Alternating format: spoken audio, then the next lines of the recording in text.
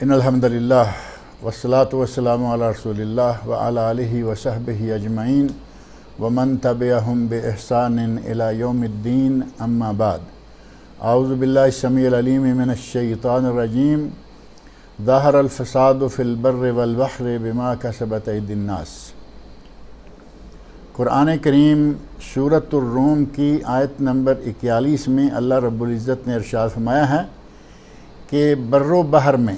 دنیا میں حتیٰ کہ بحر میں بھی جو فساد ہے وہ سارے کا سارا ہماری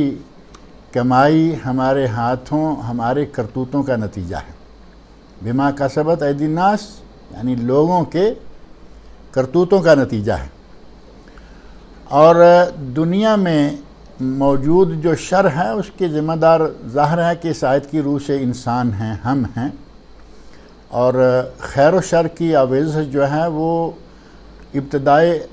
افرینش سے ہی، حضرت آدم علیہ السلام کی تخلیق سے ہی یہ سلسلہ جو ہے وہ شروع ہو گیا تھا۔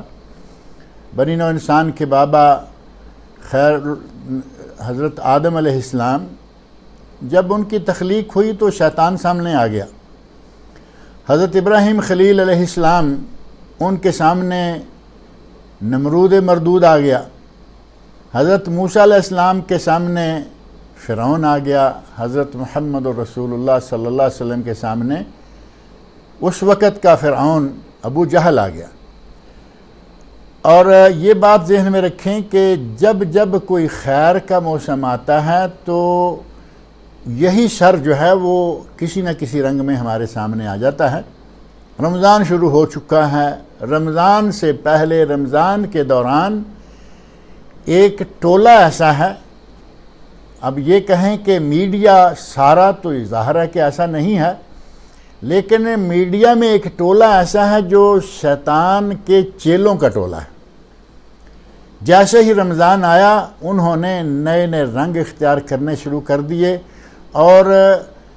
جتنا وہ شر پچھلے مہینوں میں روک کے بیٹھے ہوئے ہوتے ہیں اس کو بھی اس مہینے میں انڈیل دیتے ہیں۔ بہت سارے ایسے ادارے، بہت سارے ایسے ٹیلی ویژن جو دنیا کے مختلف ممالک میں موجود ہیں، وہ رمضان المبارک میں نشر کرنے کے لیے جو ان کے سیریز ہوتے ہیں، ڈرامے ہوتے ہیں، ان پہ کئی مہینے اپنی دولتیں لٹاتے ہیں اور یہ رمضان میں نشر کریں گے۔ لوگوں کو نہ نمازیں صحیح طریقے سے پڑھنے دیں گے، نہ لوگوں کو روزہ صحیح طریقے سے رکھنے دیں گے، اور یہ سراسر شر اور یہ شیطان کے ٹولوں کا کام ہے۔ اور یہ کوئی آج کی بات بھی نہیں ہے کہ میڈیا آج آیا ہے تو اس نے یہ کام شروع کیا ہے۔ آج سے 40-50 سال پہلے کی بات، سڑکوں پہ لگے ہوئے اشتہاروں میں بعض چیزیں دیکھنے میں آیا کرتی تھیں، جن میں ایک اشتہار جو ہے وہ کچھ اس قسم کا ہوا کرتا تھا کہ فلاں فلم جمعہ کے مبارک دن سے اس کا شاندار افتتاح ہو رہا ہے۔ اب بتائیے، جمعہ کے مبارک دن سے شاندار افتتاح کس چیز کا کرنے جا رہے ہیں؟ فلم کا۔ تو یہ اس وقت سے یہ سلسلہ جو ہے اس سے بھی پہلے سے سلسلہ چلتا آ رہا ہے کہ رمضان المبارک میں اور جمعۃ المبارک میں لچر اور فوش کام، ان کا افتتاح جو ہے یہ لوگ کرتے آ رہے ہیں تاکہ لوگوں کے روزے خراب کریں، لوگوں کی عبادتیں خراب کریں۔ اب ظاہر ہے کہ شیطان مر تو نہیں گیا نا، شیطان زندہ ہے، اور جہاں شر کا کوئی کام ہوتا ہے وہاں لوگوں کی دلچسپیاں شیطان بڑھا دیتا ہے اور لوگ اس طرف بھاگے چلے جاتے ہیں۔ اور ماہ رمضان المبارک میں جو پروگرام پیش کیے جاتے ہیں، ان پروگراموں میں ایک بڑا عجیب سا رویہ یہ دیکھنے میں آتا ہے کہ بعض وہ عورتیں جو رمضان سے پہلے انتہائی فوش لباس پہنے ہوئے، نیم اریاں اور انتہائی فوش ڈانس کرتی ہوئی نظر آئیں گی، ماہ رمضان میں وہ مولوی صاحبہ بنی ہوئی ہوں گی، تھوڑا سا اپنے سر کو لپیٹ لیا اور اسلامی پروگرام دے رہی ہیں۔ اسی طرح جو مرد حضرات ہیں، سارا سال وہ فوش قسم کے ڈرامے، اوریانی بردوش ڈرامے بناتے اور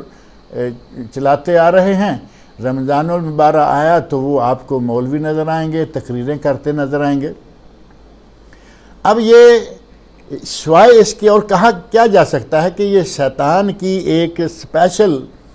پیشکش ہے ان لوگوں کے لیے کہ تم نے مسلمانوں کے روزے خراب کرنے ہیں، تم نے روزے داروں کی نمازیں خراب کرنی ہیں، تراویح خراب کرنی ہے، تم نے یہ کرنا ہے وہ کرنا ہے، اور وہ باقاعدہ بڑی پابندی سے اور اپنی ڈیوٹی کو ادا کرنے میں بڑی محنت کرتے ہیں۔ ہمیں چاہیے، ہمارے روزہ داروں کو چاہیے کہ دن کے وقت خاص طور پر جب ہم نے روزہ رکھا ہوا ہے، اس قسم کے لیکچر، ڈرامے اور لیکچر قسم کی چیزیں جو بھی نشر کی جاتی ہیں ان سے اپنی آنکھوں کو بچا کے رکھیں، کانوں کو بچا کے رکھیں، کیونکہ روزہ صرف پیٹ کا نہیں ہے کہ کچھ کھایا نہیں تو ہمارا روزہ پورا ہو گیا۔ روزہ پیٹ کا، روزہ آنکھ کا، روزہ زبان کا۔ صحیح بخاری شریف کی حدیث معروف ہے، من لم یدع قول الزور والعمل به فلیس للہ حاجہ ان یدع طعامہ وشرابہ۔ جو آدمی جھوٹ بولنا نہیں چھوڑتا وہ سارا دن بھوکا پیاسا مرتا رہے، اللہ کو اس کی کوئی ضرورت نہیں ہے، یعنی اس کا کوئی روزہ نہیں ہوگا۔ اپنی آنکھوں پر کنٹرول کرے، غیبت سننا، غیبت کرنا، گالی دینا، گالی گلوچ میں اور چیخنا چنگارنا، یہ ساری کی ساری باتیں جو ہیں وہ روزے میں منع ہیں۔ ہمیں چاہیے کہ میڈیا جو کردار ادا کرتا ہے اس کو کچھ اس انداز سے ہم اپنا رویہ دکھائیں کہ وہ اپنا سموں لے کے رہ جائیں، اور حکومتی ادارے خاص طور پر جو سرکاری ادارے ہیں، اور ان میں بھی کچھ ادارے وہ ہیں جو ہمارے اہل دین کے لیے کام کرنے کے لیے مقرر کیے گئے ہیں، وزارت امور اسلامیہ ہے اور اسی طرح کے دوسرے ادارے ہیں۔ ان اداروں کو چاہیے کہ رمضان المبارک کا تقدس اور رمضان المبارک کا احترام قائم کروانے کے لیے وہ اپنا کردار ادا کریں، اور حکومتی اداروں کو یہ بھی چاہیے کہ جیسے عام طور پر سائنس، میڈیکل یا دوسرا کوئی کانفرنس کرائیں گے، باقاعدہ ٹکٹیں، ایئر ٹکٹیں بھیجیں گے، ہوٹلز بک کریں گے اور بڑے بڑے معاوضے دیں گے، لوگوں کو باہر کی دنیا سے منگوائیں گے تاکہ وہ آ کے لیکچرز دیں، اور جب رمضان آئے تو پھر ہمیں وہی لیکچر اور فوش قسم کے لوگ جو ہیں وہ مہیا کر دیتے ہیں کہ یہی آپ کے لیے دینی پروگرام بھی پیش کریں گے۔ ہمیں تھوڑا سا سوچنا چاہیے